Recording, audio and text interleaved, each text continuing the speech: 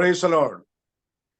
യേശുക്രിസ്തുവിന്റെ പുതിയ നിയമരക്ഷയുടെ ഉപദേശം എന്ന യൂട്യൂബ് ചാനലിലേക്ക് എല്ലാ മാന്യ പ്രേക്ഷകർക്കും സഹോദരി സഹോദരന്മാർക്കും സ്നേഹവന്ദനം. ഈ ക്രിസ്മസ് രാവിൽ തകൃതിയായി ക്രിസ്മസ് ആഘോഷിക്കുന്ന എല്ലാവർക്കും merry Christmas and in advance A happy prosperous new year 2024 also. യേശുക്രിസ്തുവിന്റെ പുതിയ നിയമരക്ഷയുടെ ഉപദേശം എന്ന ഈ ഗ്രൂപ്പിൽ കൂടെ നിങ്ങൾ 4 ലാംഗ്വേജുകളിൽ സുവിശേഷം കേട്ടുകൊണ്ടിരിക്കുന്നു. English, Hindi, Malayalam and Tamil. കേൾക്കുന്ന വചനങ്ങൾ നിങ്ങളുടെ ആത്മീയ ജീവിതത്തിന് പ്രയോജനമുള്ളതായിത്തീരുന്നു എന്ന് ഞങ്ങൾ വിചാരിക്കുന്നു. അതുകൊണ്ടാകുന്നു ഇപ്പോൾ അനേക കാര്യങ്ങൾ, ജനഘോഷങ്ങൾ, ജനങ്ങളുടെ ഒരു സമുദ്രം തന്നെ ഞങ്ങളുടെ ഈ JCNDSD എന്ന ചാനലിലേക്ക് ഒഴുകി തുടങ്ങിയിരിക്കുന്നു. 4 ലക്ഷത്തിൽ കൂടുതൽ വ്യൂവേഴ്സിനെ ഞങ്ങൾക്ക് ലഭിക്കാനിടയായി. തീർച്ചയായിട്ടും ഈ ഗ്രൂപ്പിൽ കൂടെ കേൾക്കുന്ന വചനങ്ങൾ ബൈബിൾ അവർ പരിശോധിച്ച് അത് സത്യമാണെന്ന് അറിഞ്ഞുകൊണ്ടാണല്ലോ അനേകർ ഈ പ്രോഗ്രാമിനെ സപ്പോർട്ട് ചെയ്തും ഞങ്ങളെ എൻകറേജ് ചെയ്യുന്നു വിശ്വസിക്കുന്നു. കഴിഞ്ഞ ചില ദിവസങ്ങളായി മീഡിയയിൽ അതിനു മുമ്പ് ഒരു കാര്യം പറയട്ടെ. അതുകൊണ്ട് തീർച്ചയായിട്ടും ഇതിൽ കൂടെ കേൾക്കുന്ന മെസ്സേജുകൾ നിങ്ങൾ ലൈക്ക് ചെയ്യുക, ഷെയർ ചെയ്യുക, സബ്സ്ക്രൈബ് ചെയ്യുക. നിങ്ങളുടെ സഹോദരി സഹോദരന്മാർക്കും ഫ്രണ്ട് സർക്കിൾക്കും നിങ്ങളുടെ മറ്റുള്ള ഗ്രൂപ്പുകളിലേക്കും ഇത് അയച്ചു കൊടുക്കണം എന്നുകൂടെ ആവശ്യപ്പെടുന്നു. അതുകൊണ്ട് തീർച്ചയായിട്ടും ഈ ഗ്രൂപ്പിൽ നിങ്ങൾ സബ്സ്ക്രൈബ് ചെയ്യുക, ഞങ്ങൾക്ക് വേണ്ടി പ്രാർത്ഥിക്കുക, എൻകറേജ് ചെയ്യുക, സപ്പോർട്ട് ചെയ്യുക എന്ന് വളരെ വിനീതമായി ആദ്യം തന്നെ അഭ്യർത്ഥിക്കുന്നു. ഇന്ന് ഈ ചാനലിൽ കഴിഞ്ഞ ഒരാഴ്ച മുമ്പ് doctor Saju Thomas gospel TV UPയുടെ ഒരു ഇന്റർവ്യൂ ഉണ്ടായി. അദ്ദേഹത്തെ മാധ്യമങ്ങൾ പല രീതിയിൽ ആക്രമിക്കുന്നു അല്ലെങ്കിൽ ട്രോളുകൾ ചെയ്യുന്നു എന്നുള്ള ഒരു കാര്യം അദ്ദേഹം പറയുണ്ടായി. എന്നാൽ അദ്ദേഹത്തിന്റെ വാക്കുകൾ മാത്രം മുഖവിലേക്ക് എടുത്തുകൊണ്ട് ഇമ്മീഡിയറ്റ് ആയിട്ട് അദ്ദേഹത്തിന് JCNDSD കൂടെ ഒരു ഇന്റർവ്യൂവിന് വേണ്ടിയുള്ള സാഹചര്യം ഞങ്ങൾ ഒരുക്കി കൊടുത്തു. എന്നാൽ അതിനുശേഷം ഞങ്ങൾക്ക് പലതരത്തിലുള്ള പലരിൽ നിന്നും കോളുകൾ ലഭിക്കുന്നുണ്ട്. അതുകൊണ്ട് അതിന്റെ നിജസ്ഥിതി ഉറപ്പാക്കാൻ വേണ്ടി ഇന്ന് രാത്രിയിൽ doctor Saju Thomas gospel TV UP നമ്മളോടൊപ്പം ഉണ്ട്. അതുപോലെ തന്നെ ഈ panel pastor Joy Thomas Kochi, pastor Jose Varghese Kottayam എന്നിവരും ഉണ്ട്. അപ്പോൾ അദ്ദേഹത്തെ വിളിച്ച് ഇന്റർവ്യൂ നടത്തിയതായിട്ടുള്ള ബന്ധത്തിൽ ഞങ്ങൾക്ക് ലഭിച്ച ഫീഡ്ബാക്കുകളെ കുറിച്ച് അനുബന്ധമായി ചില കാര്യങ്ങൾ ഡോക്ടർ സജു തോമസിനോട് ചോദിക്കുകയും അതിന്റെ നിജസ്ഥിതി ഈ ഗ്രൂപ്പിൽ കൂടെ നിങ്ങളെ അറിയിക്കാൻ താല്പര്യപ്പെടുന്നു. അതുകൊണ്ട് ആദ്യമായി പാസ്റ്റർ ജോസ് വർഗീസിനെ സജു തോമസുമായിട്ട് സംഭാഷണത്തിലേക്ക് ഏർപ്പെടുവാൻ ഞാൻ ആഹ്വാനം ചെയ്യുന്നു, അതിനുവേണ്ടി ഇൻവൈറ്റ് ചെയ്യുന്നു. Pastor Jose Varghese, please carry on.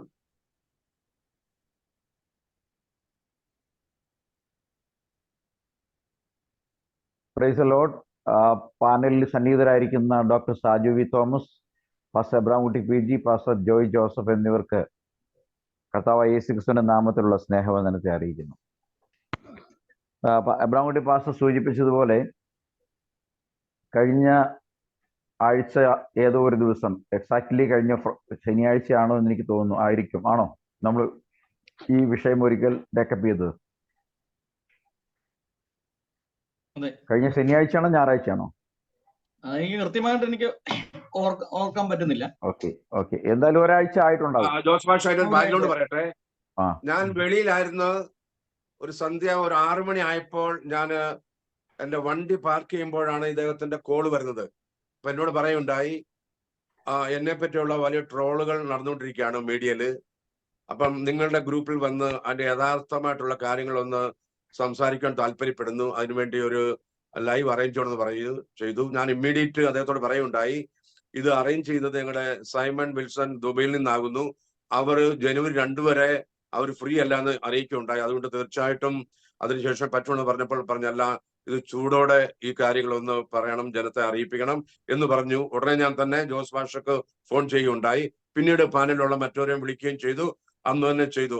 ദിവസം എക്സാക്ട് ഞാൻ ഓർക്കുന്നില്ല, ശനിയാഴ്ച ആണോ അതോ വെള്ളിയാഴ്ച, എനിവേ ഒരാഴ്ച, ഓൾമോസ്റ്റ് ഒരാഴ്ച ആയിട്ടുണ്ടെന്ന് വിചാരിക്കുന്നു.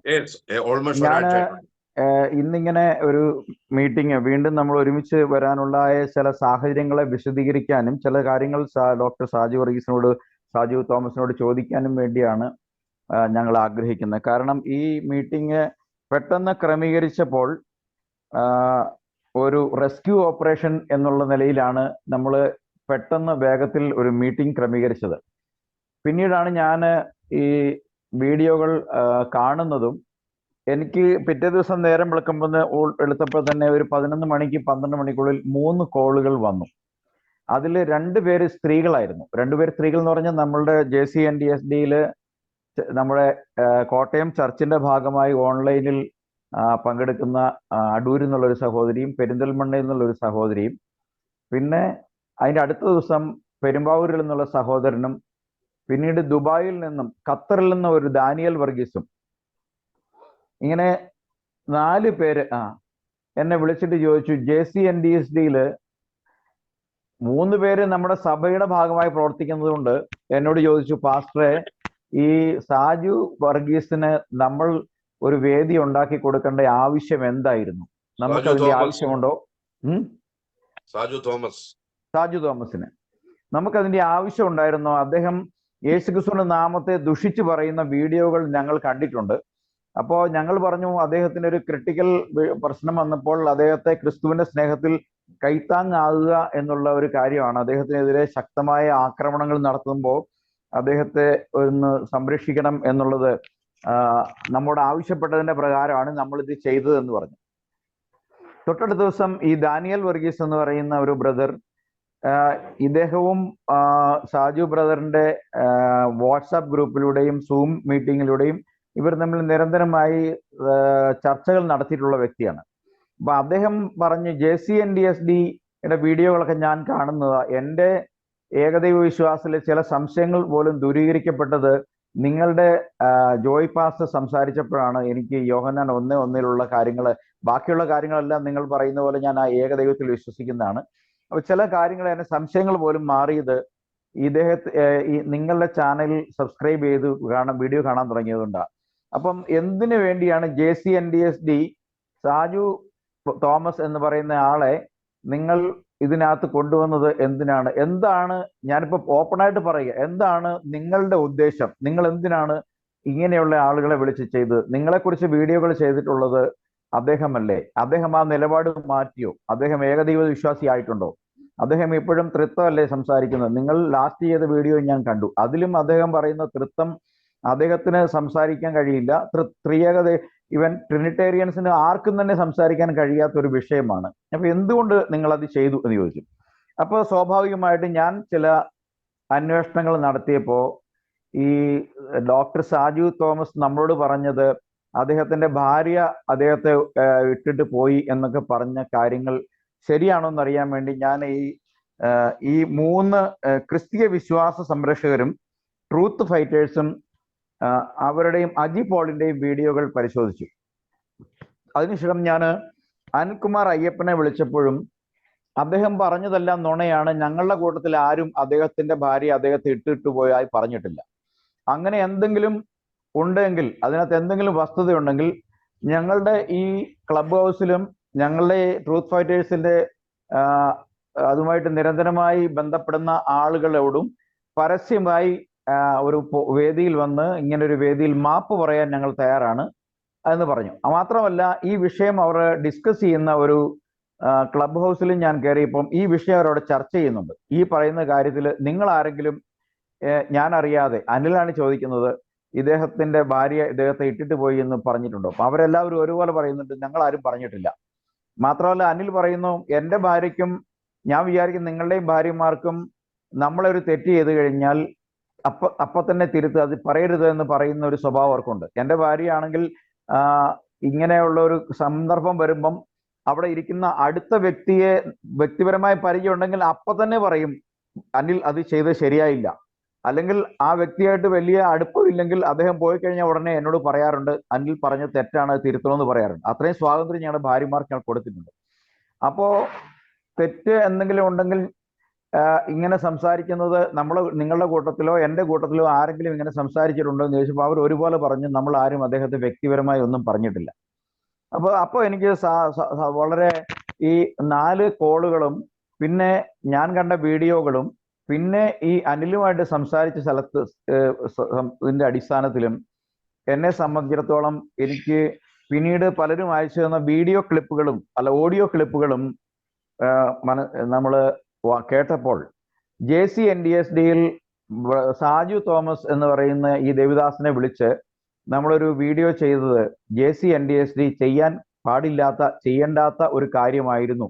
അദ്ദേഹം പറഞ്ഞതുപോലെ ആപത്തിൽ പെട്ടുകിടക്കുന്ന ഒരു വ്യക്തിയെ സഹായിക്കുക എന്നുള്ളതായിരുന്നില്ല. അതിലൊരു വൈറ്റ് വാഷിങ്ങിന്റെ ഒരു ഭാഗം ഉണ്ട്, ഒരു എലിമെന്റ് ഉണ്ട് എന്നുള്ളതാണ് എനിക്ക് എൻ്റെ പ്രാഥമിക അന്വേഷണത്തിൽ മനസ്സിലായത്. ഞാൻ ഏതെങ്കിലും ഒരു ആളെ കുറ്റപ്പെടുത്താൻ വേണ്ടി പറയുകയല്ല.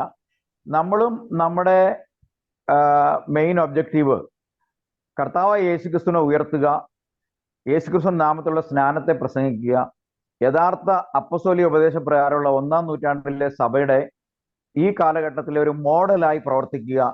അതിൻ്റെ ഭാഗമായിട്ട് നമുക്ക് വളരെ മുന്നോട്ട് പോകാൻ കഴിഞ്ഞിട്ടുണ്ട്. കാരണം നമ്മൾ ഇന്നുവരെയും ഈ 4 ലക്ഷം വ്യൂവേഴ്സും 2000-ലധികം നമുക്ക് സബ്സ്ക്രിപ്ഷനും ഉണ്ടായിട്ട് നമ്മൾ ഇതുവരെ ചാനൽ മോണിറ്റൈസ് ചെയ്തിട്ടില്ല.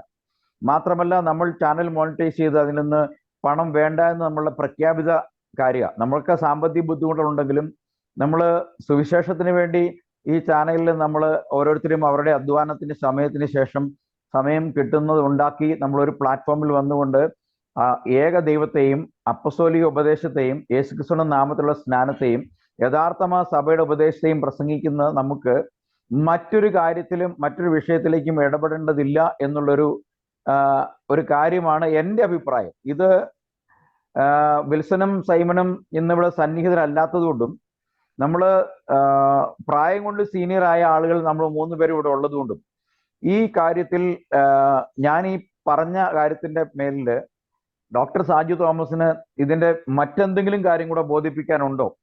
ഇല്ലെങ്കിൽ നിശ്ചയമായും നമ്മൾ നമ്മുടേതായ ഒരു ഉറപ്പുള്ള സ്റ്റാൻഡിലേക്ക് നമ്മൾ വരണം എന്നുള്ളതാണ് എൻ്റെ അഭിപ്രായം.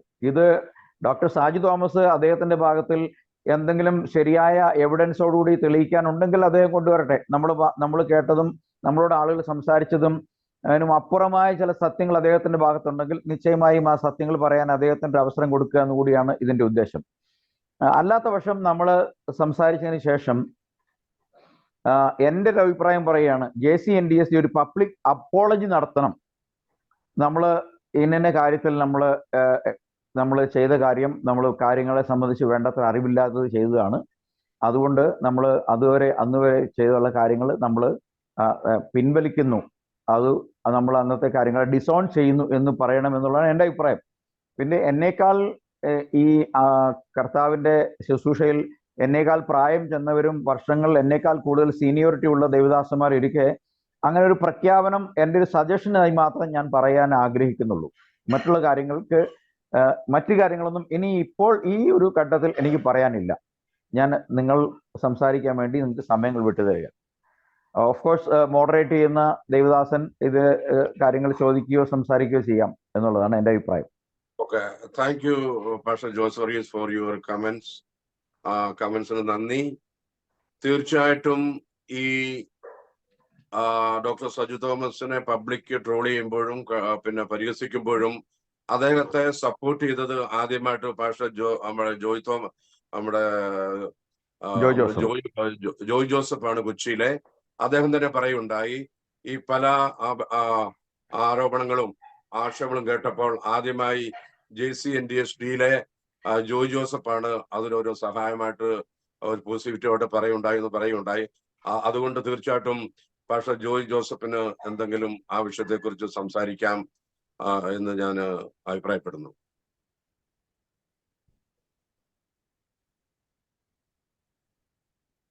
Price the Lord. Price the Lord. വാസ്തവത്തിൽ ഈ കഴിഞ്ഞ ആഴ്ചയിൽ ഞാനിവിടെ ഇല്ലായിരുന്നു എന്നുള്ളത് അതുകൊണ്ടായിരിക്കാം നമ്മൾ ഈ നമ്മുടെ JCNDSD എന്ന ഈ ചാനലിലൂടെ ഇദ്ദേഹമായിട്ടുള്ള സംസാരിച്ച വിഷയം എനിക്ക് വേണ്ട രീതിയിൽ ശ്രദ്ധിക്കാനായിട്ട് കഴിഞ്ഞില്ല. എങ്കിലും ഇപ്പൊ ജോസ് ഫറീസ് മാഷ് പറഞ്ഞതുപോലെ ഞാൻ എൻ്റെ വ്യക്തിപരമായിട്ട് അഭിപ്രായം പറഞ്ഞാൽ നമുക്കാരോടും വൈരാഗ്യം പാടില്ല എന്നുള്ളത് നമ്മുടെ ഒരു പ്രമാണമാണ്. എന്നാൽ കാര്യങ്ങൾ തുറന്നു പറയുക എന്നുള്ളത് ദൈവനീതിയുമാണ്. അപ്പൊ ഈ ദൈവദാസനെ കുറിച്ച് ആരും തൻ്റെ ഭാര്യ ഇങ്ങനെയാണ് എന്ന് പറഞ്ഞ് ഞാൻ കേട്ടിട്ടില്ല, ആരും എന്നോട് പറഞ്ഞിട്ടില്ല. ഞാൻ അതിനുവേണ്ടി കൂടുതൽ അന്വേഷണവും നടത്തിയിട്ടില്ല. മറ്റുള്ള ഇപ്പം ജോസ് ഫറീസ് മാഷ് അത് അന്വേഷിച്ചു. കാരണം ആ വിഷയത്തിന്മേൽ എനിക്കത് കൂടുതൽ അറിവില്ലായിരുന്നു. അതിനുവേണ്ടി ഞാൻ അന്വേഷിച്ചുമില്ല, എന്നോട് ആരും പറഞ്ഞിട്ടുമില്ല. അങ്ങനെ ഒരു വാക്ക് ഇദ്ദേഹത്തെ കുറിച്ച് ഞാൻ കേട്ടിട്ടില്ല. അപ്പം കേട്ടില്ലാത്തതുകൊണ്ട് അതിന്റെ നിജസ്ഥിതി എന്താണ് എന്ന് അറിയുന്നത് ആരെങ്കിലും അങ്ങനെ പറഞ്ഞിട്ടുണ്ടെങ്കിൽ അത് വെളിപ്പെടുത്തുന്നത് നല്ലതായിരിക്കും എന്ന് എനിക്ക് തോന്നുന്നു. കാരണം ഇദ്ദേഹത്തെ പൊതുവായിട്ട് സമൂഹം എന്ന് പറഞ്ഞാൽ നമ്മൾ ഈ ഉപദേശത്തിന്റെ പേരിൽ കർത്താവായ യേശുക്രിസ്തുവിന്റെ നാമത്തിലുള്ള സ്നാനവും ഏകദൈവ വിശ്വാസത്തിന്റെ പേരിൽ മാത്രമേ പാസ്റ്റർ സാജു തോമസിനോട് നമ്മൾ ശക്തമായിട്ട് പ്രതികരിച്ചിട്ടുള്ളൂ. മറ്റദ്ദേഹത്തിന്റെ വ്യക്തിപരമായ കുടുംബജീവിതത്തെയോ അദ്ദേഹത്തിന്റെ ഇടയ്ക്ക് അദ്ദേഹത്തിന്റെ ഡോക്ടറേറ്റിന്റെ വിഷയം അത് അദ്ദേഹം പല ചാനലിൽ ചർച്ച ചെയ്തു. ഏറെക്കുറെ നമുക്കത് മനസ്സിലായി, അത് സ്വാഭാവികമായിട്ട് മനസ്സിലായി. അതിനുശേഷമായിട്ട് അതിനെക്കുറിച്ച് നമ്മൾ ചോദിച്ചിട്ടില്ല, അതറിയേണ്ട കാര്യമില്ല. എന്ന് പറഞ്ഞ പോലെ തന്നെ ഇദ്ദേഹത്തിന്റെ വ്യക്തിപരമായ മറ്റു വിഷയങ്ങളെ കുറിച്ച് നമ്മൾ കൂടുതൽ അന്വേഷിച്ചിട്ടുമില്ല, ചോദിച്ചിട്ടുമില്ല. പിന്നെ ഇങ്ങനെ ഒരു വിഷയം വന്നതുകൊണ്ട് നമ്മുടെ ജോസ് ഫറീസ് മാഷോട് പലരും ഇങ്ങനെ വിളിച്ച് ചോദിച്ചു, പറഞ്ഞു എന്തുകൊണ്ട് നിങ്ങൾ അങ്ങനെ ചെയ്തു എന്ന് ഉള്ള കാര്യങ്ങൾ ചോദിച്ചുകൊണ്ട് എന്നോട് ആരും ചോദിച്ചിട്ടില്ല. അങ്ങനെ ചോദിച്ചത് കൊണ്ട് സാജു തോമസ് മാഷക്ക് സന്തോഷമുണ്ടെങ്കിൽ അല്ലെങ്കിൽ അതിൽ താല്പര്യമുണ്ടെങ്കിൽ അതൊന്ന് വെളിപ്പെടുത്തിയാൽ വളരെ നല്ലതായിരിക്കും എന്ന് മാത്രമേ എനിക്ക് അഭിപ്രായമുള്ളൂ. ഓക്കെ. അപ്പോൾ ഈ രണ്ടുപേരും പറഞ്ഞതിനെ ആധാരമാക്കി കേട്ടല്ലോ ഡോക്ടർ സജു തോമസ്. അതിനെപ്പറ്റി എന്തെങ്കിലും രണ്ട് വാക്കുകൾ പറയണമോ? ഈ പബ്ലിക്കിന്റെ ഒപ്പീനിയൻ ഞങ്ങൾ കേട്ടതനുസരിച്ച് അതിനുശേഷം ഫൈനലായിട്ട് എനിക്ക് ലഭിച്ച റിപ്പോർട്ടുകളെ കുറിച്ച് പറഞ്ഞ് നമുക്ക് ഈ വീഡിയോ കൺക്ലൂഡ് ചെയ്യാൻ താല്പര്യപ്പെടുന്നു. ഡോക്ടർ സജു തോമസ് നാവ്. എല്ലാവർക്കും നമസ്കാരം. നിങ്ങള് ഒരു മുന്നറിയിപ്പില്ലാതെ എന്നെ പെട്ടെന്ന് വിളിച്ചു.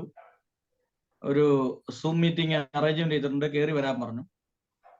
നിങ്ങൾ ചർച്ച ചെയ്യാൻ പോകുന്ന വിഷയം എന്താണ് എന്ന് എനിക്കറിയില്ല, ഒന്നാമത്തെ കാര്യം.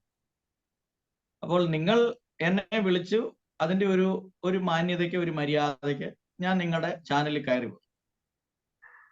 അപ്പോൾ നിങ്ങൾ ആ ചാനലിൽ ആദ്യം മുതൽ തന്നെ ഞാൻ ഈ പറയുന്ന കാര്യങ്ങളെല്ലാം തെറ്റാണ്, ഞങ്ങൾക്ക് വ്യക്തമായ അറിവുകൾ ലഭിച്ചു, ദാനിയേൽ വർഗീസ് എന്ന് പറയുന്ന ഒരു സഹോദരൻ വിളിച്ച ഇത് നിങ്ങളോട് പറഞ്ഞു എന്ന് നിങ്ങൾ കൃത്യമായിട്ട് പറഞ്ഞു.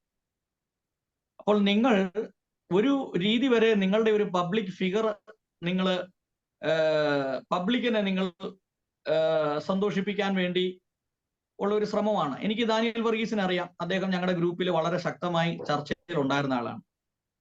എന്നാൽ ഈ ദാനിയേൽ വർഗീസ് ഈ ഗ്രൂപ്പില് ഒരുപാട് 145 സുവിശേഷന്മാരുണ്ടായിരുന്നു.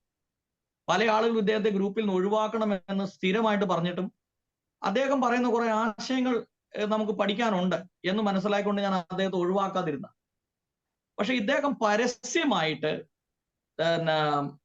നല്ല പച്ച തെറി എഴുതി വിട്ടു. തെറി എഴുതി വിട്ട് കഴിഞ്ഞപ്പോൾ കുറെ ആളുകൾ ഈ ഗ്രൂപ്പിൽ നിന്ന് തന്നെ എക്സിറ്റ് ആയി. അപ്പോൾ 2-3 പ്രാവശ്യം ഞാൻ അദ്ദേഹത്തിന് വാണിംഗ് കൊടുത്തു, ബ്രദറെ നമുക്ക് ഇങ്ങനെ തെറി പറയാൻ കൊള്ളുകയില്ല, അതിന്റെ എല്ലാ റെക്കോർഡ്സിന്റെ അകത്തുണ്ട്. അപ്പോൾ എനിക്ക് യാതൊരു നിവൃത്തിയില്ലാതെ അവസാനം ഞാൻ ഇദ്ദേഹത്തെ ആ ഗ്രൂപ്പിൽ നിന്ന് റിമൂവ് ചെയ്തു. ഈ റിമൂവ് ചെയ്ത് എൻ്റെ ഒരു വൈരാഗ്യം, ഇദ്ദേഹം പല സന്ദർഭങ്ങളിൽ പല മേഖലകളിൽ പ്രവർത്തിച്ചു.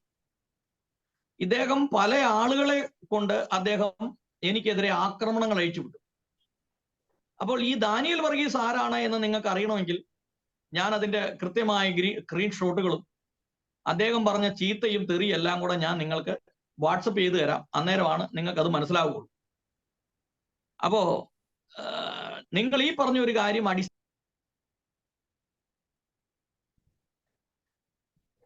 ഓഡിയോ ഇല്ല.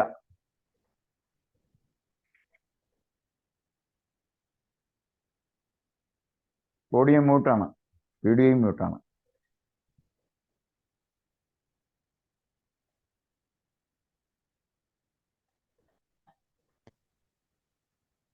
അപ്പൊ ഇദ്ദേഹം പറഞ്ഞ കാര്യം തീർത്തും അടിസ്ഥാനരഹിതമാണ് എന്ന് ഞാൻ പറയാൻ ആഗ്രഹിക്കുന്നു. അല്ലെങ്കിൽ അദ്ദേഹം എന്നോട് നേരിട്ട് സംസാരിക്കട്ടെ. അപ്പൊ നിങ്ങൾക്ക് ഈ ദാനിയൽ വർഗീസിനെ അറിയില്ല. ഞാൻ അദ്ദേഹത്തെ വിമർശിക്കാനും തയ്യാറല്ല. കാരണം അദ്ദേഹത്തിൽ ചില ക്വാളിറ്റി ഉണ്ട്, അദ്ദേഹത്തിന് കുറച്ച് ആശയങ്ങളുണ്ട്. ആ ആശയങ്ങൾ വളരെ ശക്തമായ സംവാദത്തിൽ ഏർപ്പെട്ടു. അപ്പം ലൈവ് വീഡിയോകളൊക്കെ ഒരുപാടുണ്ട്, അത് നിങ്ങൾക്ക് കണ്ടാൽ അറിയാം. നിങ്ങൾ ഉദ്ദേശിക്കുന്ന ആളല്ല ഈ ദാനിയൽ വർഗീസ്. എനിക്ക് അദ്ദേഹത്തോട് വ്യക്തിപരമായ ഒരു വൈരാഗ്യമില്ല, ഒരു ബുദ്ധിമുട്ടുമില്ല. അദ്ദേഹം നമ്മുടെ ഗ്രൂപ്പിൽ നിന്ന് പോയി. ഇനി അദ്ദേഹം പറയുന്നത് നിങ്ങൾ ഒരു മുഖവിലയ്ക്ക് എടുക്കുക എന്നുള്ളത് നിങ്ങളുടെ അഭിപ്രായത്തിൽപ്പെട്ട കാര്യമുള്ളൂ. എനിക്ക് നിങ്ങളോട് ഒരു യാതൊരു വിധമായ വൈരാഗ്യങ്ങളും ഇല്ല. കാരണം നമ്മൾ തമ്മിൽ ആശയങ്ങൾ പറഞ്ഞു വീഡിയോ ചെയ്തുള്ള വൈരാഗ്യമുള്ളൂ. ഞാൻ ആ വീഡിയോ ചെയ്യുമ്പോൾ ഞാൻ നിങ്ങളെ വ്യക്തിപരമായി ദ്രോഹിച്ചിട്ടില്ല, അല്ലെങ്കിൽ നിങ്ങളെ വ്യക്തിപരമായി ഞാൻ വിമർശിച്ചിട്ടില്ല. ഞാൻ എന്തൊക്കെ പറഞ്ഞു അതിലും കൂടുതൽ നിങ്ങൾ എന്നെ കുറിച്ചും പറഞ്ഞിട്ടുണ്ട്. അപ്പൊ അതൊക്കെ നമ്മുടെ വീഡിയോയിലുള്ള പ്രശ്നങ്ങൾ മാത്രമുള്ളൂ, അല്ലാതെ നമ്മുടെ വീടുകളുമായി ബന്ധപ്പെട്ട ഒരു പ്രശ്നങ്ങളും ഇല്ല. അപ്പൊ ഞാൻ ആദ്യം തന്നെ ഈ ദാനിയൽ വർഗീസ് നിങ്ങൾ പറഞ്ഞു എന്ന് പറയുന്ന ആശയത്തെ ഞാൻ പൂർണ്ണമായി തന്നെ തള്ളിക്കളഞ്ഞിരിക്കുന്നു. അത് തീർത്തും തെറ്റായ ഒരു കാര്യമാണ്. അത് വിശ്വസിക്കാൻ യോഗ്യമുള്ളതല്ല. പിന്നെ നിങ്ങൾക്ക് വിശ്വസിക്കണമെങ്കിൽ വിശ്വസിക്കാം, ഞാൻ അംഗീകരിക്കുന്നത്. ഇനി അടുത്തത് എന്റെ ഭാര്യയെ കുറിച്ച് പറഞ്ഞത്. ഞാൻ ആ ചർച്ചയിൽ പങ്കെടുത്ത ആളാണ്. ഈ ക്ലബ് ഹൗസ് ചർച്ചയിൽ ഞാൻ ആ ചർച്ചയിൽ പങ്കെടുക്കുമ്പോഴാണ് അവർ ഈ വിഷയം പറയുന്നത്. എന്റെ ചെവി കൊണ്ട് ഞാൻ കേട്ട കാര്യമാണ്. ആ ക്ലബ് ഹൗസിൽ ആ വീഡിയോ അവർ എഡിറ്റ് ചെയ്ത് മാറ്റിക്കളഞ്ഞതാണ്. നിങ്ങൾ ആലോചിച്ച് നോക്കി, ഒരാളുടെ ഭാര്യയെ കുറിച്ച് ആവശ്യമില്ലാതെ പറഞ്ഞു എന്ന് ഒരു വ്യക്തിക്ക് പറയേണ്ട ആവശ്യമുണ്ടോ? ഞാൻ എത്ര ഹൃദയവേദനയോടുകൂടിയാണ് ആ വാക്ക് നിങ്ങളോട് പറഞ്ഞത്. നിങ്ങളത് മുഖവിലയ്ക്ക് എടുത്തില്ല. ഒരാളുടെ ഭാര്യ അദ്ദേഹത്തെ ഇട്ടിട്ട് പോയി എന്ന് പറയുമ്പോൾ എത്രമാത്രം വേദന ഉണ്ടാവും ഒരു മനുഷ്യന്. എന്നിട്ട് ഞാൻ ഒരു വാക്ക് പോലും പ്രതികരിച്ചില്ല. ഇന്ന് ഈ അനിൽകുമാർ അയ്യപ്പന്റെ പറയുന്ന തെറിയും ചീത്തയും ഞാൻ നിങ്ങൾക്ക് വാട്സപ്പിൽ അയച്ചു തരാം. അപ്പോഴേ നിങ്ങൾക്ക് മനസ്സിലാവുള്ളൂ ഇവരാരാണെന്ന്. എനിക്ക് അങ്ങനെ രണ്ട് രീതിയിലുള്ള വർത്തമാനം പറയേണ്ട ആവശ്യമില്ല. എന്റെ ചെവി കൊണ്ട് ഞാൻ കേട്ട കാര്യമാണ്. ക്ലബ് ഹൗസിൽ ഞാൻ ചർച്ചയ്ക്കിരിക്കുമ്പോഴാണ് അവരെ ഇത്രയും ആളുകൾ കൂടി ഈ വിഷയം പറയുന്നത്. അവരത് എഡിറ്റ് ചെയ്ത് പിന്നീട് അത് അപ്ലോഡ് ചെയ്തപ്പോൾ മാറ്റിക്കളഞ്ഞാണ്. അത് നിങ്ങളത് മനസ്സിലാക്കണം. അതുകൊണ്ട് അവരത് പറഞ്ഞു എന്ന് എനിക്ക് കൃത്യമായിട്ട് അറിയാം. അതിനെ പല ആളുകളും അതിൻ്റെ അകത്തിട്ട് എന്നെ കളിയാക്കി. ഈ എബൻ എന്ന് പറയുന്ന വ്യക്തി പറഞ്ഞാണ്, ഇത്രയ്ക്ക് ചീഞ്ഞ ഒരുത്തനാണോ ഈ സാജു തോമസ്, നമുക്ക് അവനെ വിട്ടുകളയാം, ഇങ്ങനെയുള്ള ചീഞ്ഞ കാര്യമൊന്നും നമുക്ക് പറയണ്ട എന്ന് പറയുന്ന വാക്കും കൂടെ ഉണ്ട്. നിങ്ങൾ അവരുടെ എത്ര വീഡിയോ കണ്ടാലും ഇത് വലിയ കേസാകുന്ന കേസാണ്. ഞാൻ നിയമപരമായി മൂവ് ചെയ്താൽ ഇവനൊക്കെ അകത്തു പോകും. ഞാൻ ആഗ്രഹിച്ചതാ.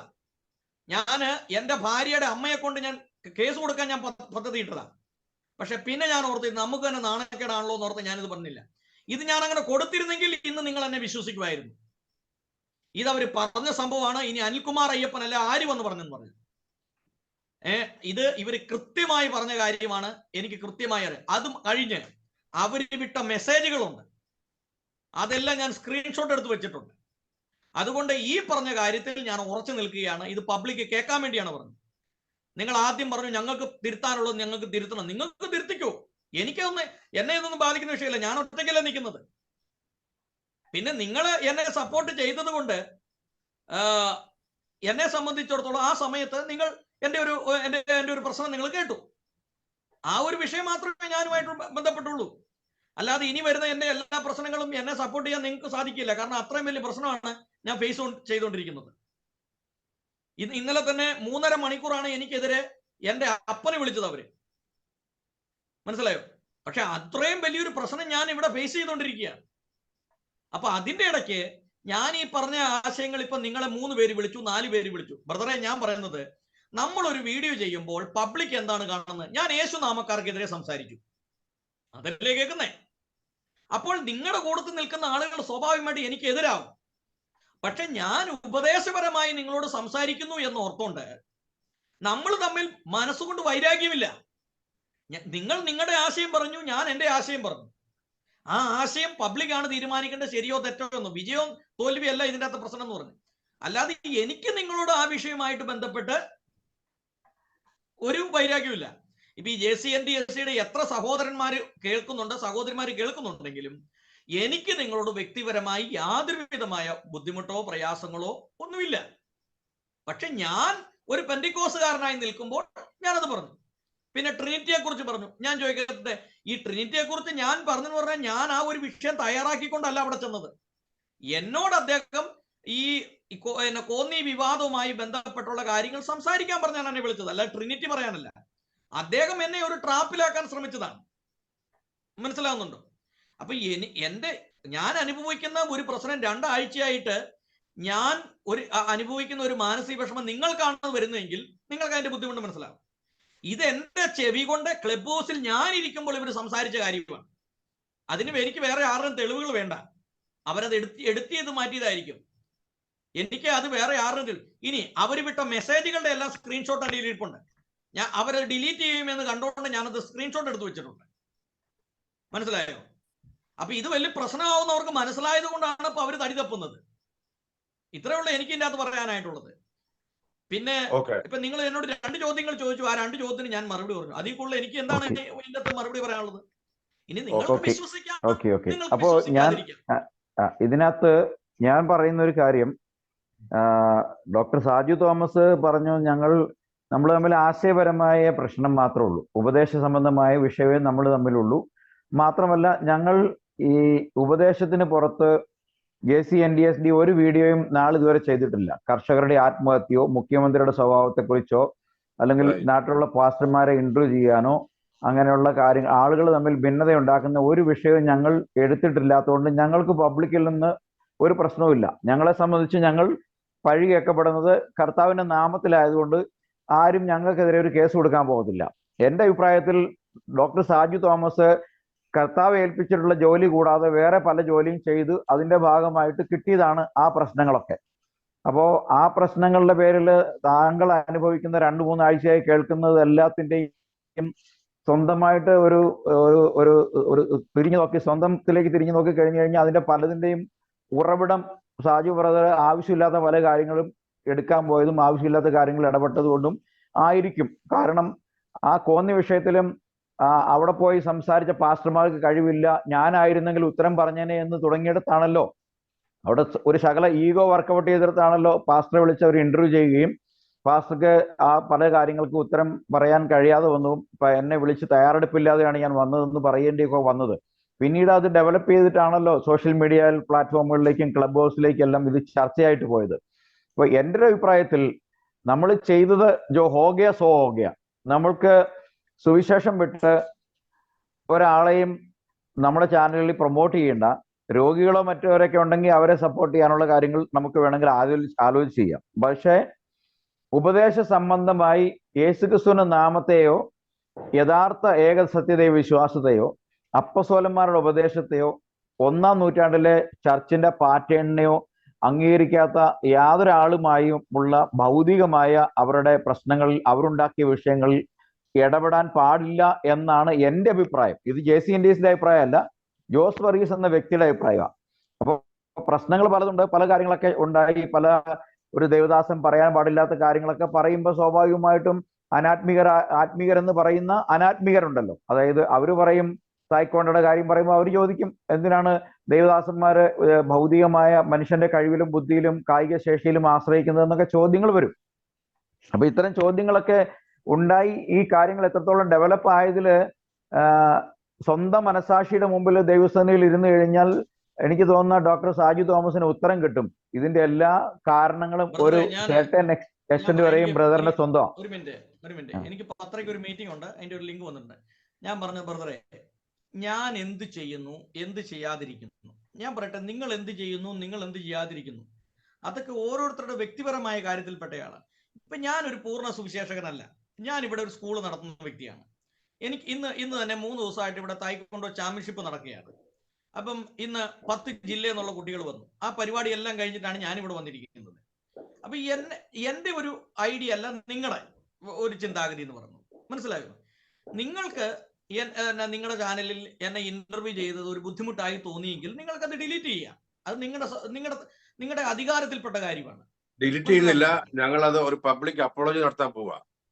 ഡിലീറ്റ് ചെയ്യുന്ന കാര്യമില്ല. ഓൾമോസ്റ്റ് ഒരു 10,000 പേരെങ്കിലും കണ്ട ഒരു വീഡിയോ ഡിലീറ്റ് ചെയ്യുന്നതിനകത്ത് കാര്യമില്ല. There is no purpose of deleting such a video. Only thing what we can do is we will do a public apology. Whatever happened, it was not with the full in the will of our panel എന്ന് പറഞ്ഞാൽ മതി.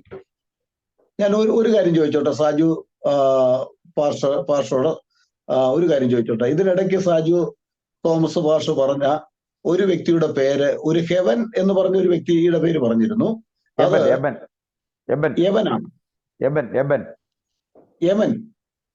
EBEN. Eben. ഓ, അത് ഞാൻ ഉദ്ദേശിച്ച ആളല്ല. ഞാനോർത്ത് പണ്ട് അങ്ങനെ ഒരു വ്യക്തി ഉണ്ടായിരുന്നു, അത് ഹെവൻ ജോർജ് എന്ന് പറഞ്ഞ പാർട്ടി. അദ്ദേഹത്തെ കുറിച്ചാണ്. യഹോവ സാക്ഷിക്കാരനായിരുന്നു. യഹോവ സാക്ഷിയിലേക്ക് പോയ ആളാണ്. യഹോവ സാക്ഷി ആയിട്ട് ഇതായിരുന്നു. പിന്നെ ഒരു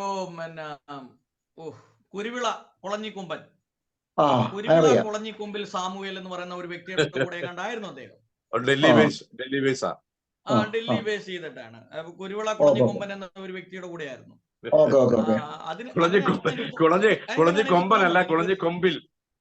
കുളഞ്ഞിക്കൊമ്പിൽ സാമുവേൽ. അപ്പൊ ഇതൊന്നും നത്തിങ് പേഴ്സണൽ കേട്ടോ. ഇതിപ്പോ ഞാനും ഡോക്ടർ സാജു തോമസും തമ്മിലുള്ള വിഷയമല്ല. ഞാൻ പറഞ്ഞത് നമ്മൾ ഒരിക്കലും നമ്മുടെ പ്രഖ്യാപിത പോളിസി നമ്മുടെ യൂട്യൂബ് ചാനലിൽ നമ്മുടെ ഡിസ്ക്രിപ്ഷനിൽ കൊടുത്തിട്ടുണ്ട്. നമ്മൾ എന്താണ് സംസാരിക്കുന്നതെന്ന് വ്യക്തമായിട്ട് കൊടുത്തിട്ടുണ്ട്. അല്ല, ഞാൻ പറഞ്ഞല്ലോ, എനിക്ക് അത് നിങ്ങളുടെ ചാനലിൽ നിങ്ങൾക്ക് അത് മാപ്പ് ചോദിക്കുകയോ അല്ലെങ്കിൽ നിങ്ങൾക്ക് ഡിലീറ്റ് ചെയ്യോ, അത് നിങ്ങളുടെ താല്പര്യത്തിൽപ്പെട്ട കാര്യമാണ്. പക്ഷെ എന്നോട് നിങ്ങൾ ചോദിച്ച 2 ചോദ്യവും ഞാൻ അത് നിഷേധിച്ചു. ഞാൻ കൃത്യമായിട്ട് അതിന് മറുപടി പറഞ്ഞു.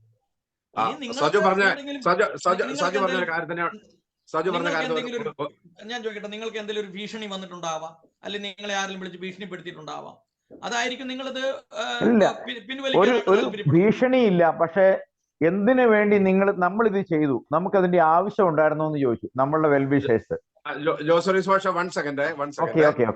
ഇപ്പോൾ ഈ സജു വർഗീസിനെ ഞാൻ 9 മണിക്ക് വിളിച്ചു. നിങ്ങളുടെ ഫോൺ ബന്ദ് ചെയ്തിരിക്കുന്ന അനൗൺസ്മെന്റ് വന്നു. പിന്നീട് ഞാൻ വാട്സാപ്പിൽ വിളിച്ചു, റിങ് ചെയ്തു. അപ്പൊ നിങ്ങൾ എടുത്തില്ല.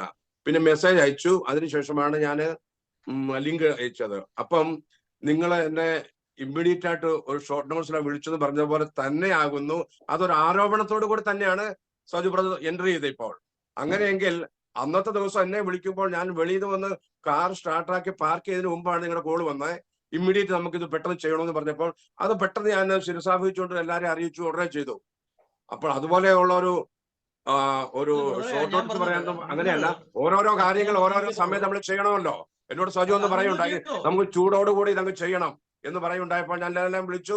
അവര് പറഞ്ഞു ജനുവരി 2 വരെ നമുക്ക് പറ്റുകയില്ല എന്ന് പറഞ്ഞപ്പോൾ, അല്ല ഇത് ചൂടോടുകൂടി തന്നെ ഇതിനൊരു പബ്ലിക്കിൽ ഒരു അവയർനെസ് കൊടുക്കണമെന്ന് പറഞ്ഞപ്പോൾ ഞാൻ നമ്മുടെ ആ ഫ്രണ്ട്ഷിപ്പ് കൊണ്ട് ഇമ്മീഡിയറ്റ് എല്ലാവരെയും വിളിച്ചു അത് ഒരു വീഡിയോ നടത്തുകയുണ്ടായി. എന്നാൽ ഇപ്പോൾ അതിനുശേഷം ഇപ്പോൾ സജു വന്നല്ലോ, സംസാരിച്ചല്ലോ, നിങ്ങളുടെ 10:30 മീറ്റിംഗിലേക്ക് നിങ്ങൾക്ക് കടന്നു പോകാം, കുഴപ്പമില്ല. ഇത്ര നിങ്ങൾ പറയാനുള്ള പറഞ്ഞല്ലോ. താങ്ക് യു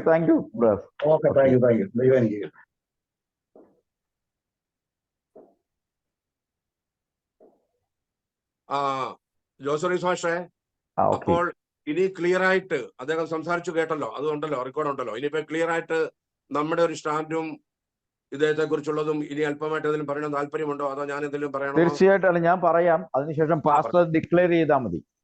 ഇപ്പോ ഏതൊരു കുറ്റാരോപിതനും പറയുന്ന ഒരു കാര്യമാണ്, എന്റെ സ്റ്റാൻഡ് ഇതാണ്, അവർ ഡിലീറ്റ് ചെയ്തതായിരിക്കും എന്തൊക്കെ. ഇനി അവർ ഡിലീറ്റ് ചെയ്താവട്ടെ ഡിലീറ്റ് ചെയ്യാത്തതാവട്ടെ, നമുക്കൊരു തെറ്റ് പറ്റിപ്പോയി.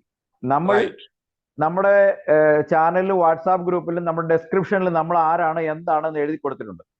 അതിനപ്പുറം ലോകത്തിൽ ഒരു മനുഷ്യനെയും നമ്മുടെ ചാനലിൽ കൊണ്ടുവന്ന് വേണ്ടുമെന്ന് അറിയാതെ നമ്മൾ ഒരാളുടെ ടെസ്റ്റിമണി എടുക്കാം. നിങ്ങൾ എങ്ങനെ യേശുക്രിസ്തുവിനെ കണ്ടെത്തി, അല്ലെങ്കിൽ നിങ്ങൾ യേശുക്രിസ്തുവിനാവുന്ന സ്നാനപ്പെടാൻ കാരണം എന്തായിരുന്നു?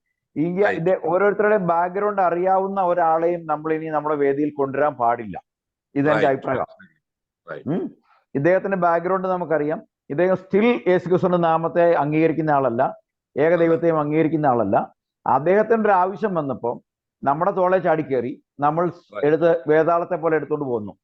അപ്പോ അത് അനാവശ്യമാണെന്നും അസമയത്താണെന്നും നമ്മൾ തിരിച്ചറിഞ്ഞതുകൊണ്ട് നമ്മൾ അത് അന്ന് നടത്തിയ വീഡിയോ നമുക്ക് നമ്മുടെ അഭ്യുദയകാംക്ഷികളെന്നും യേശുക്രിസ്തുവിനെ സ്നേഹിക്കുന്നവരെന്നും ഏകദൈവ വിശ്വാസികളുമായ നമ്മുടെ സഹോദരങ്ങളിൽ നിന്ന് ഈ വീഡിയോ ചെയ്യേണ്ടിയിരുന്നില്ല എന്നുള്ള നമ്മളെ വിളിച്ചറിയിച്ചതിന്റെ അടിസ്ഥാനത്തിൽ ഞങ്ങൾ ഇതുമായി ബന്ധപ്പെട്ട അന്വേഷണങ്ങൾക്കൊടുവിൽ ഞങ്ങൾ ആ വീഡിയോ തിടുക്കപ്പെട്ട് ചെയ്തതാണെന്നും അത് അനവസരത്തിലും അനാവശ്യമാണെന്നും മനസ്സിലാക്കിയതുകൊണ്ട് ഞങ്ങൾ അന്ന് അദ്ദേഹത്തെ താങ്ങാൻ ഇടയായ എല്ലാ സാഹചര്യങ്ങൾക്കും ഞങ്ങൾ പബ്ലിക് അപ്പോളജി ചെയ്യുന്നു എന്ന് പറഞ്ഞ് അവസാനിപ്പിച്ചു.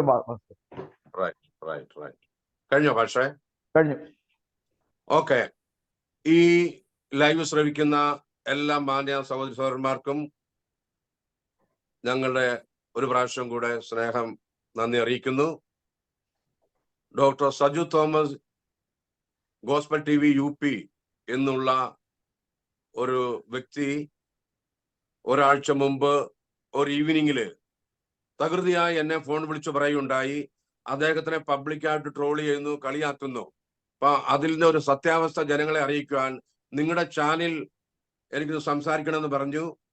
ഞാൻ പറഞ്ഞു അതിപ്പോ ഉടനെ പറ്റിയല്ല, ജനുവരി 2 വരെ ഞങ്ങളുടെ സഹോദരന്മാരായിരിക്കുന്ന വിൽസൺ സൈമൺ അവരാണ് ഇത് ചെയ്യുന്നത്, അവരിപ്പോൾ എൻഗേജ് ആയിരിക്കുന്നു, അതുകൊണ്ട് പറ്റിയില്ലെന്ന് പറഞ്ഞപ്പോൾ ഡോക്ടർ സജു തോമസിനോട് പറഞ്ഞു നമുക്ക് ചൂടോടുകൂടെ ഇതൊന്ന് ജനത്തെ അറിയിക്കണം എന്ന് പറഞ്ഞിട്ടാണ് പെട്ടെന്ന് തന്നെ JCNDSD അദ്ദേഹം പറഞ്ഞ കാര്യം മുഖവിലേക്ക് എടുത്തുകൊണ്ട് അദ്ദേഹവുമായിട്ട് ഒരു സംവാദം, ഒരു ഇന്റർവ്യൂ ഞങ്ങൾ ഇവിടെ ചെയ്തത്. എന്നാൽ തീർച്ചയായിട്ടും അദ്ദേഹത്തിന്റെ പേഴ്സണൽ സംസാരത്തിൽ അദ്ദേഹം പറഞ്ഞ് ഞങ്ങൾ വിശ്വസിച്ചു.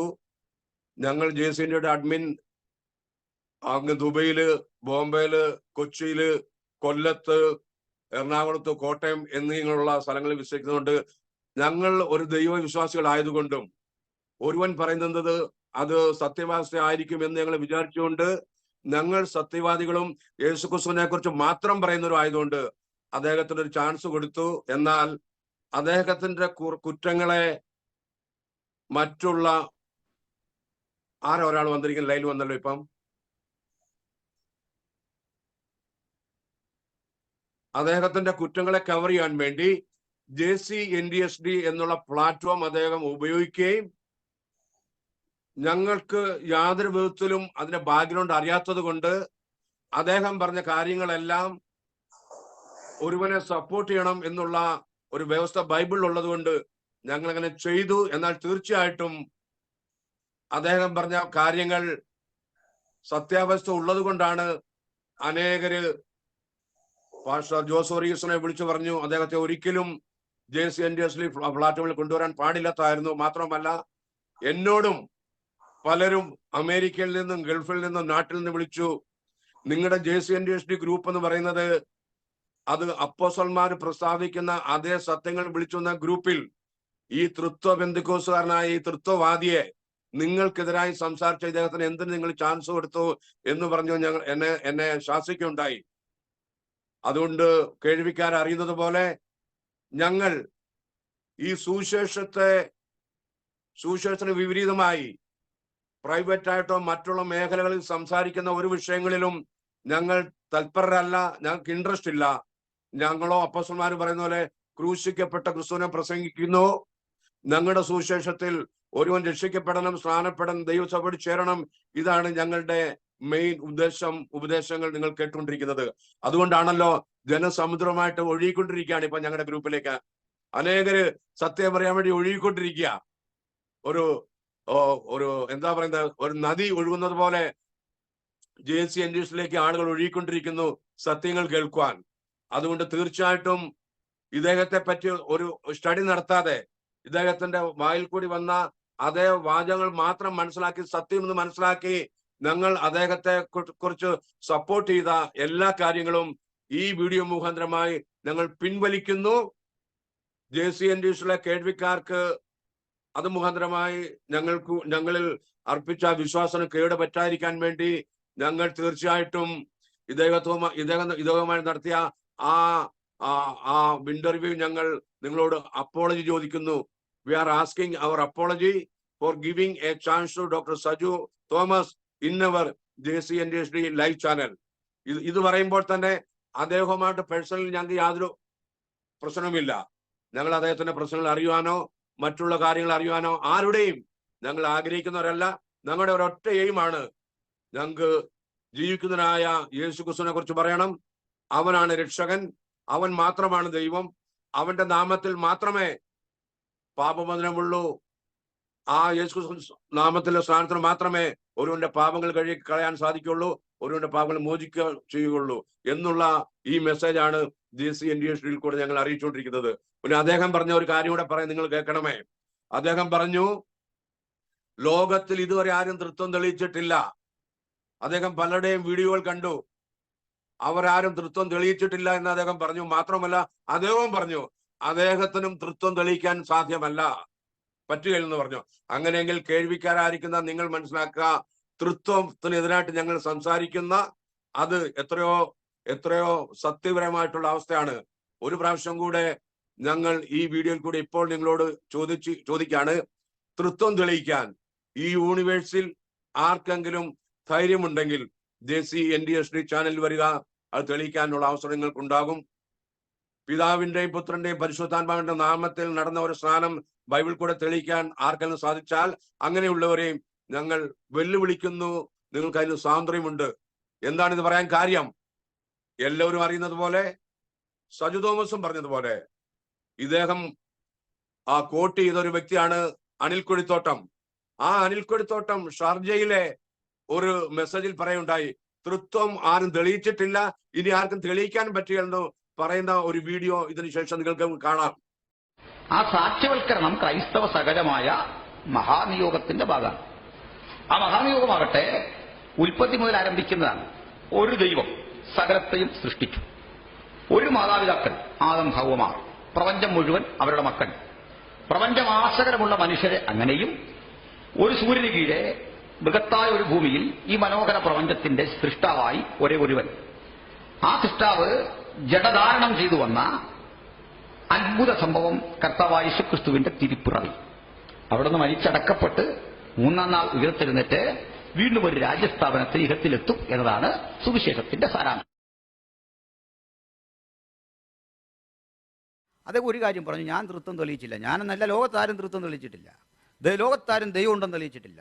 ലോകത്താരും പ്രീഡെസ്റ്റിനേഷൻ തെളിയിച്ചിട്ടില്ല. അപ്പോൾ അതിന്റെ അർത്ഥം എന്താണ്? ഈ പറഞ്ഞ പണ്ഡിതന്മാർക്കൊന്നും തൃത്വം എന്ന ഈ ദുരുപദേശം തെളിയിക്കാൻ കഴിയുകയില്ല എന്നാണ് അതിന്റെ അർത്ഥം. അതുകൊണ്ട് എന്നെ കേൾക്കുന്ന മാന്യ ശ്രോതാക്കളെ, സഹോദരി സഹോദരന്മാരെ, എത്രയും വേഗം തൃത്വം എന്ന ദുരുപദേശം, ഇത് പുരാണത്തിലെ ശിവൻ എന്ന് പറഞ്ഞ ഒരു ദൈവം, അവന്റെ കഴുത്തിൽ ഒരു മൂർഖനെ, ഒരു സർപ്പത്തെ ചുറ്റിയിരിക്കുന്ന പോലെയാണ് ഈ തൃത്വം എന്ന ഉപദേശം എന്ന് മനസ്സിലാക്കി ആ സർപ്പത്തെ എറിഞ്ഞു കളയുക. പൗലോസിന്റെ കയ്യിൽ ഒരു അണലി കടിച്ചപ്പോ കുടഞ്ഞു കറഞ്ഞ പോലെ തൃത്വമായിരിക്കുന്ന ആ ദുരുപദേശം ഒരു സർപ്പത്തെ പോലെ നിങ്ങളെ ചുറ്റി, നിങ്ങളെ വരിഞ്ഞു മുറുക്കി, നിങ്ങളെ ശ്വാസം മുട്ടിക്കുന്ന ഒരു ദുരുപദേശമാണ് ഈ തൃത്വം എന്ന് മനസ്സിലാക്കിക്കൊണ്ട് എത്രയും വേഗം അത് വിട്ട് ഏകസത്യ ദൈവത്തിലേക്ക് വരുവാനും പാപങ്ങളുടെ മോചനത്തിനു വേണ്ടി യേശുക്രിസ്തുവിന്റെ നാമത്തിൽ സ്നാനപ്പെട്ട് ദൈവസഭയോട് ചേരുവാനും നിങ്ങളെ ആഹ്വാനം ചെയ്തുകൊണ്ട് ഈ വീഡിയോ ഇവിടെ ഉപസംഹരിക്കുന്നു. കേട്ട എല്ലാവരും എന്ത് ചെയ്യാൻ അനുഗ്രഹിക്കട്ടെ. ഞങ്ങളുടെ വീഡിയോ സബ്സ്ക്രൈബ് ചെയ്യുക, എൻകറേജ് ചെയ്യുക, അതുപോലെ ഷെയർ ചെയ്യുക എന്നുകൂടെ ഓർപ്പിക്കുന്നു. ദൈവം എല്ലാവരും ധാരാളമായി അനുഗ്രഹിക്കട്ടെ. Price the Lord.